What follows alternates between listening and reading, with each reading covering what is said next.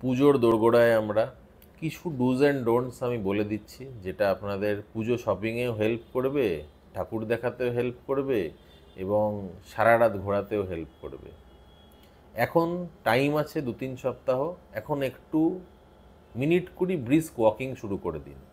তাহলে যখন লম্বা প্যান্ডেল লাইনে দাঁড়াতে হবে অথবা ভারী ব্যাগ নিয়ে হাঁটাচলা করতে হবে পুজো শপিংয়ের, তখন পায়ে ব্যথা বা কাফে ব্যথা বা হাঁটুতে ব্যথা বা কোমরে ব্যথাটা হবে না। Point number 2, always use comfortable footwear. যখন আপনারা বেরোচ্ছেন, অনেকেই আমরা দেখে থাকি যে খুব সেজে গুজে হিলস পরে বেরিয়ে গেল। এটা আমাদের পায়ের জন্যে বা কোমরের জন্যে প্রচণ্ড খারাপ। বা আজকাল দেখছি ক্রক্স পরে বেরিয়ে যাচ্ছে। ক্রক্স আরেকটি জুতো, যেটা হয়তো কমফোর্টেবল, কিন্তু অনেকক্ষণ এটা যদি কেউ পরে হাঁটে তাহলে কিন্তু ফুট আর্চের ওপরে একটা ডেট্রিমেন্টাল এফেক্ট হয়। তাহলে সবসময় বন্ধ জুতো পরবেন, preferably sneakers with soft sole shoe and arch support.